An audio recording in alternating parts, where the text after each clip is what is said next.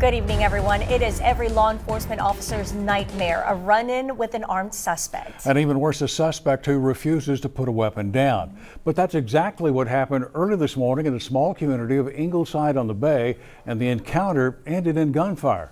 Greg Chandler joins us live from the scene this evening. And Greg, we understand that officers from 2 law enforcement agencies were involved in this.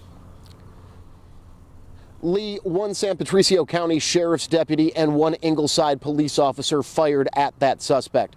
Now, it happened between 12:30 and 1 this morning in this alley behind Woodhaven Drive between Parkview Lane and FM 1069.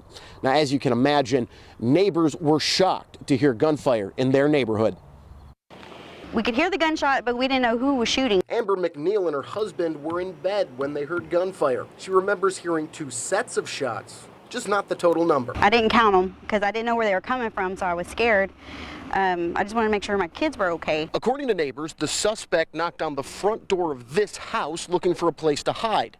When he couldn't get in, he ran along the fence into the backyard, which opens into the alley.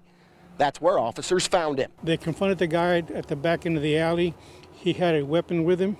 They asked him to get down the ground and drop the weapon. He didn't, so both officers fired. We didn't know what was going on. McNeil lives across the street from the house the suspect tried to get into. She says she felt safer when she heard the suspect had been shot. He had tried to push into somebody's house, and their quick response was a deterrent. It could have gotten a lot worse if he got in somebody's home. The deputy and our officers felt that their lives were in danger, and they fired upon the suspect. Meanwhile, McNeil is grateful the suspect didn't pick her house. He was trying to stay in the shadows, didn't want to be seen.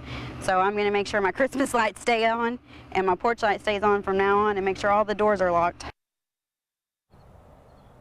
Now, so far, that suspect still has not been identified. All we know is that he's a white male in his early 20s. He told officers he was from Dallas, but they believe that he may be from the Rockport area.